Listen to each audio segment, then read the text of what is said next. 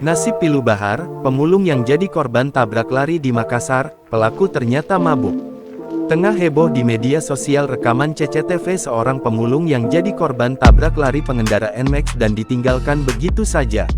Mirisnya lagi, terungkap pelaku tabrak lari pemulung di Makassar itu baru saja keluar dari tempat dugem. Dalam rekaman, pelaku yang diketahui merupakan mahasiswa itu sedang mabuk dan bermain ponsel saat mengendarai motornya. Saat asik bermain ponsel, pelaku kaget dan menabrak pemulung yang mendorong gerobak becak. Korban yang diketahui bernama Bahar, pun tersungkur di aspal tak sadarkan diri. Sementara pelaku yang ikut terjatuh, segera bangun dan langsung kabur meninggalkan lokasi. Selang 12 jam, tim Jatanras Polrestabes Makassar dipimpin Panit II Ibda Nasrullah, berhasil menangkap pelaku, Muamin, 22. Pelaku ditangkap di rumahnya di Jalan Domba, Kecamatan Makassar, Kota Makassar.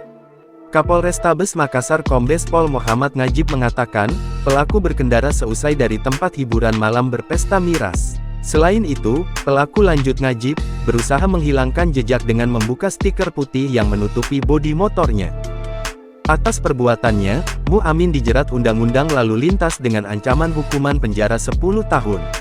Lebih lanjut, Najib yang menjenguk korban, mengatakan, korban belum sadarkan diri di RS Stella Maris.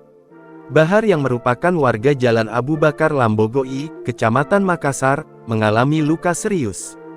Luka ada di bagian kepala, baik muka maupun kepala bagian belakang dan di punggung, tuturnya. Mirisnya kini, kondisi korban kian memburuk lantaran tak bisa berobat menggunakan BPJS.